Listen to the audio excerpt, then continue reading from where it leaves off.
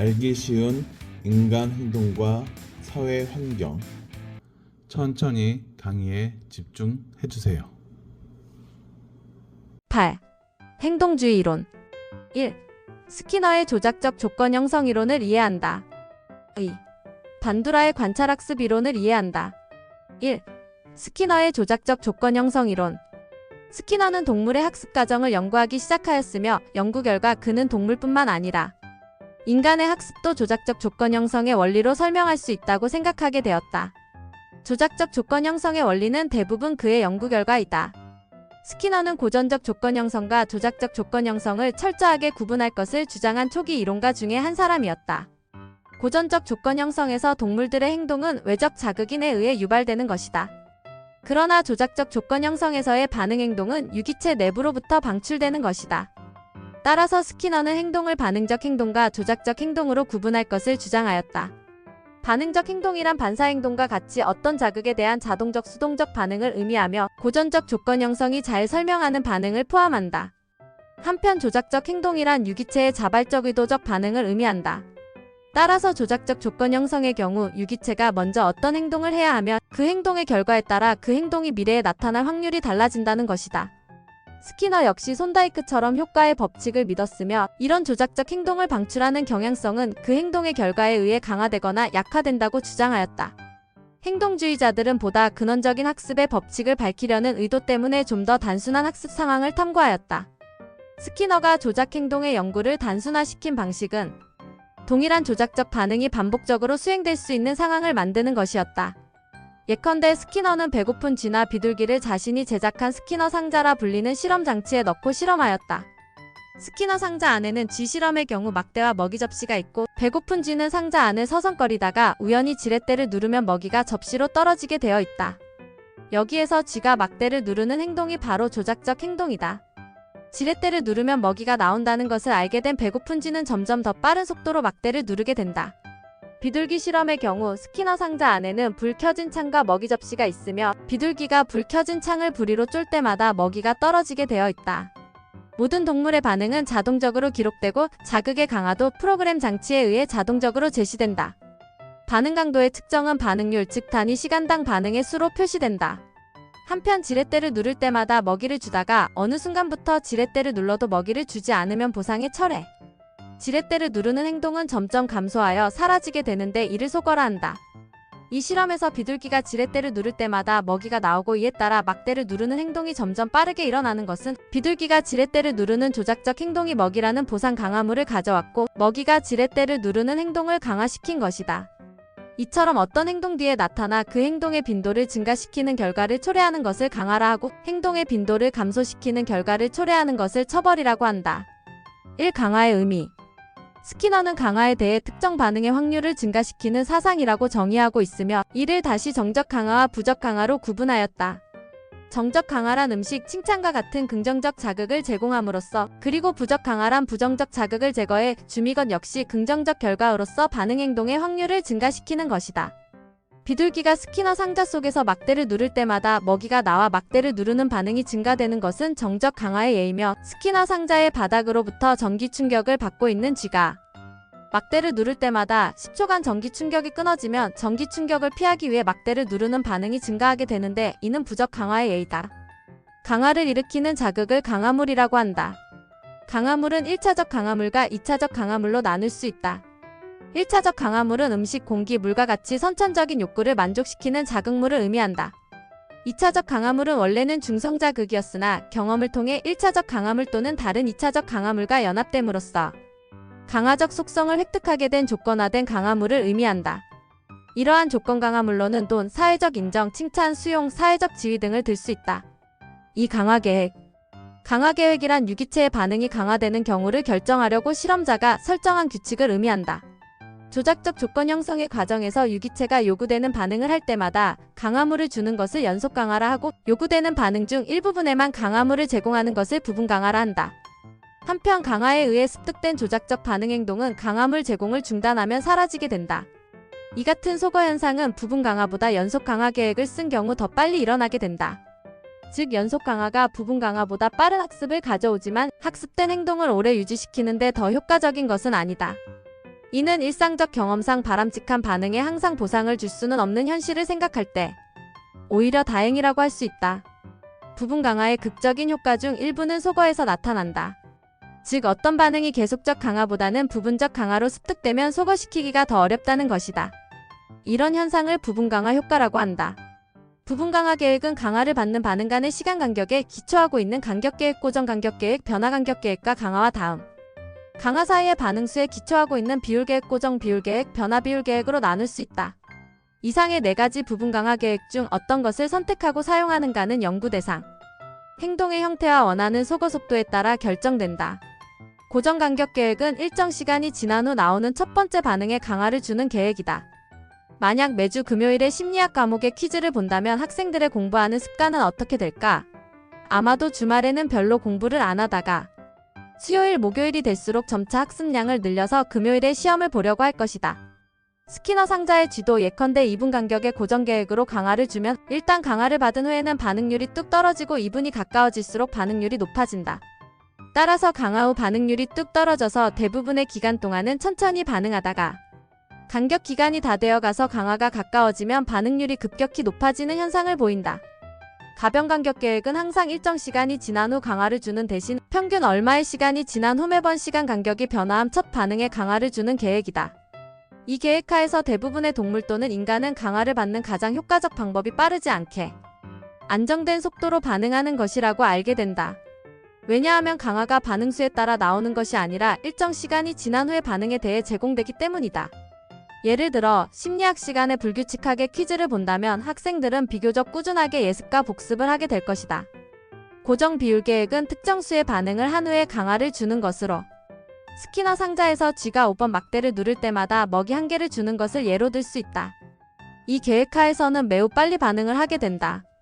예컨대 외판원이 물건 5개를 팔면 물건 1개의 값을 대가로 받는 실적제의 경우 열심히 팔게 되는 것과 같다. 한편 고정 비율 계획의 경우 속어는 연속 강화의 경우보다는 늦게 일어나지만 결국은 강화물이 더 이상 안 나오는 것을 쉽게 알게 되어 속어는 비교적 잘 일어난다. 가변 비율 계획은 항상 고정된 수의 반응 후에 강화를 주는 대신 강화가 평균 몇 번째 반응 뒤에 나오는 계획이다.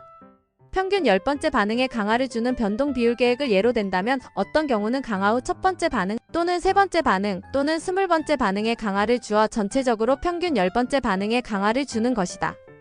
대부분의 슬롯머신이 이 같은 변동 비율 계획에 따라 설계되어 있으므로 사용자는 언제 강화를 받을지 알 수 없는 것이다. 따라서 당장 강화를 받을지도 모른다는 생각에 의해 속어가 일어나기 힘들기 때문에 노름행위의 근절이 힘들다고 볼 수 있다. 변동 비율 계획의 경우 행동의 습득도 비교적 빠르고 강화를 제거한 후에도 반응이 높은 비율로 비교적 오래 지속되는 경향이 있다. 이상의 강화 계획을 요약하면 계속적 강화는 학습은 빠르지만 속어가 쉬운 반면에 모든 부분 강화 계획은 계속적 강화보다 학습 속도는 느리지만 속어가 더 어렵다는 특징이 있다. 그러므로 계속적 강화를 통해 일단 학습이 이루어지면 부분 강화 계획으로 바꾸는 것이 바람직하다. 3. 일상생활에서 많이 사용되는 처벌을 행동주의에서는 바람직하지 않은 행동을 감소시키기 위한 혐오적 자극이라고 한다. 처벌은 부적 강화와 동일하지 않다. 부적 강화에서는 혐오적 자극의 중지에 의해 반응의 강도가 높아진다. 즉 비둘기가 전기 충격을 도피하기 위해서 장애물을 뛰어넘는 경우를 예로 들 수 있다. 이와는 달리 처벌훈련은 원하지 않는 반응이 수행된 직후에 혐오적 자극을 적용함으로써 그 반응을 약화 혹은 억압시키는 것이다. 예컨대 과속을 하여 벌금 고지서를 받은 운전자의 경우이다. 4. 프림액의 원리. 한 행위가 다른 행위보다 자주 일어날 때 덜 자주 일어나는 행위를 강화하기 위한 강화인으로 사용하는 것을 프림액의 원리라고 한다. 예를 들어 숙제도 안 하고 컴퓨터 게임만 하는 아이가 있을 때 게임이 높은 빈도의 반응이고 숙제는 낮은 빈도의 반응물이다. 이때 게임은 숙제하는 반응을 강화하기 위한 강화물로 작용할 수 있다. 즉 숙제를 하면 오락을 할 수 있게 해준다고 약속을 하여 숙제를 유도하는 것이다. 이외에도 어떤 행동 뒤에 우연히 보상이 뒤따르는 것뿐이었는데 행위자는 그 보상을 자신의 행동에 따른 결과로 오해하여 그 행동이 증가할 수 있다. 이 같은 행동을 스키너는 미신적 행동이라고 하였다. 스키너는 비둘기에게 실험을 하면서 비둘기의 행동에 관계없이 일정 시간 간격으로 먹이를 주었는데 비둘기들이 동그랗게 원을 그리거나 뒹구는 등 이상한 행동을 보이기 시작했다. 즉 비둘기가 마치 음식을 제공한 순간에 하던 행동에 대한 보상을 받은 것으로 생각하고 그 행동이 강화되었음을 스키너는 발견하여 이를 미신적 행동이라고 하였다. 이외에도 스키너의 조작적 형성의 응용으로 동물로 하여금 수행하기를 원하는 새로운 특정 행동에 점진적으로 접근해 가도록 조작적 조건 형성의 원리를 이용한 훈련 과정을 행동 조형, 조작적 조건 형성의 원리를 이용하여 의도적으로 행동의 변화를 유도하는 것을 행동 수정, 학습 원리를 실제 장면에 적극적으로 도입하여 프로그램 교수법이라는 교수 학습 방법도 개발하여 수업 장면에 적용하였고, 뿐만 아니라 바이오 피드백을 개발하여 자율신경계의 지배하에 있어서 의식적 조절이 안 되는 신체의 기능들 심장박동, 혈압, 피부 체온 등에 관한 정보를 제공해 줌으로써 신체 기능에 관한 의식적 조절이 가능하도록 하는 것이다. 스키너의 조작적 조건 형성은 오늘날 심리, 교육, 의료, 광고 등 많은 영역에서 활용되고 발전되고 있다. 반두라의 관찰학습 이론, 사회적 인지 이론. 1. 반두라의 생애. 반두라는 1925년 캐나다의 엘버타 지방에 있는 작은 시골 마을에서 태어나 캐나다 밴쿠버, 브리티시 컬럼비아 대학에서 심리학을 전공하였다. 그 후 미국 아이오와 대학에서 박사학위를 받았으며 스탠퍼드 대학에서 교수로 재직하였다. 반두라는 학습자는 다른 사람의 행동과 결과를 관찰하는 것을 통해 학습된다고 하였다. 교육이 교사에 의해서 일방적으로 변화된다고 믿는 행동주의나 인지주의와는 다른 특징을 지닌다. 학교 장면에서 학생들은 교사가 가르치지 않았음에도 가정이나 영화 등의 언론 매체로부터 학습된 행동을 하는 것을 볼 수 있다. 여기에서는 관찰학습의 과정과 그 효과를 살펴보고자 한다. 이 관찰학습의 과정. 관찰학습이란 인간은 어떤 모델의 행동을 관찰, 모방함으로써 학습하게 된다는 이론으로 사회학습, 모방학습, 인지적 행동주의 학습이라고도 한다. 관찰학습 과정은 다음의 4단계로 요약된다. 1주의 단계, 학생은 모델 교사의 행동이나 말에 주의를 집중해야 한다. 이 경우 만약 모델 교사의 유머 감각이 있고 유명하거나 매력적인 사람, 사회적으로 인지도가 높은 사람일 경우 주의를 기울이는 것으로 보인다. 청소년들이 유명 연예인을 모방하고 선호하는 것이 그 예이다. 2파지 단계. 주의 단계에서 관찰하여 얻은 정보를 활용하기 위해서 모델이 행하였던 것을 기억하는 단계이다. 3. 재생 단계. 학습한 것을 행위로 전환시켜야 한다. 모방하려는 행동은 파지만으로는 부족하다. 즉, 기억에 저장된 정보를 실제로 수행해야 한다. 4. 동기화 단계. 모델을 관찰함으로써 많은 것을 학습하지만 모든 내용을 행동으로 수행하지 않을 수도 있다는 것이다. 학습과 수행을 구분하는 것은 사회적 학습 이론에서는 대단히 중요하다. 이들은 학습이란 외부적인 행동에는 아무런 변화도 없이 일어날 수 있음을 강조한다. 동기화란 연습한 행동을 표출하도록 동기를 형성하는 단계이다. 우리의 지식이나 행동의 많은 부분이 타인을 관찰함으로써 학습한 것임을 우리는 쉽게 알 수 있다. 만일 인간이 직접적 체험을 통해서만 학습한다면 그 과정은 너무나 복잡하고 지루할 것이다. 우리는 주변에 있는 사람들이 하는 행동을 그대로 보고 모방해 봄으로써 지루하고 복잡한 시행착오의 과정을 생략할 수 있는 것이다. 대부분의 관찰학습은 모델이 하는 것을 옳게 모방하면 강화받을 수 있다는 기대에 의해 동기화되지만 다른 사람들이 어떤 행동을 한 것에 대해 강화를 받는지 혹은 벌을 받는지를 봄으로써 학습하는 것에 유의하는 것도 중요하다. 3. 관찰학습의 실험. 반두라는 관찰학습을 입증하기 위해 아동을 3집단으로 나눠 각각 영화를 보고 어떻게 강화에 의해 관찰학습이 이루어지는지 실험하였다. 고무인형을 마구 때리는 공격적인 비디오를 보여주고 3집단에 대한 보상을 했을 때 어떻게 달라지는지를 실험하였다. 첫 번째 집단은 공격적인 장면에 대해 아무런 지도를 하지 않고 두 번째 집단은 교사와 함께 폭력적인 장면을 보았으나 아무런 지도를 하지 않고 교실을 나왔으며 세 번째 집단은 교사와 함께 본 후 폭력이 나쁜 것이라고 일러주고 교실을 나왔다. 실험 결과 첫 번째 집단은 비디오에서처럼 관찰한 대로 즉각적으로 공격적인 행동을 하였고 두 번째 집단은 교사가 나간 후 바로 공격적인 행동을 보였으나 세 번째 집단은 교사가 나간 후 시간이 조금 지난 후에 머뭇거리며 일부만 모방 행동을 한 것으로 나타났다. 청소년이 즐기는 컴퓨터 게임이나 오락, 영화 등의 언론 매체에서의 공격적인 장면은 아동이다. 청소년의 모방학습이 이루어지는 온상지가 될 가능성이 있음을 시사한다. 4. 관찰학습의 교육적 함의. 관찰학습은 학교 교육의 문제점과 교사에게 많은 시사점을 주는 이론이라고 할 수 있다. 교사가 가르치지 않아도 학생들은 이미 다 알고 있는 내용들을 접할 때가 많다. 요즘과 같은 인터넷으로 인한 지식의 다양한 접촉으로 인해 교사보다 인터넷은 훨씬 더 가까운 교사의 역할을 하고 있다. 그러나 반두라의 세 번째 실험에서처럼 학생에게 교사란 매우 의미 있는 존재임을 알 수 있다. 공격적인 행동에 대해 지도 및 조언해 주는 유의미한 타인으로 교사가 자리매김할 수 있다면 학생들은 교사의 말에 귀 기울이고 올바른 판단과 분별력을 기르게 될 것이다. 따라서 교사는 학생에게 좋은 모델이 되어야 한다. 또한 관찰학습의 단계에서 보는 바와 같이 수업을 시작할 때 주의 집중을 하고 그것이 망각이 아니라 파지되며 실제 재생을 할 수 있도록 해야 한다. 뿐만 아니라 수행한 후에 긍정적인 피드백 강화를 반드시 주되 칭찬과 격려와 같은 내적 동기를 통하여 자신감과 학습 동기를 고취시킬 수 있다면 바람직한 교육이 이루어질 수 있을 것으로 본다. 공격적인 것보다는 멋있고 긍정적이고 재미있는 학습 도구를 활용할 기술을 탐구할 필요가 있다. 반두라는 학습에서의 자기지각, 기대, 믿음 등과 같은 인지적 속성에 초점을 맞추어 왔기 때문에 사회인지 이론이라 부르기도 하고 사회 상황의 역할을 강조하기 때문에 사회학습 이론이라고도 부른다. 사회학습 이론은 학습의 형성과 유지의 조건화 이론의 원리와 인간의 인지적 과정을 접목시킴으로써 기존의 조건화 이론이 설명하기 어려웠던 학습의 형태를 효과적으로 설명하고 있다. 5. 상호결정론. 상호결정론은 세 가지 요소 즉 환경, 사람, 행동은 서로에게 영향을 주며 상호의존적이다. 따라서 인간의 성격이 개인적, 행동적, 환경적 요소들 간의 지속적인 상호작용에 의해 발달한다고 보았다.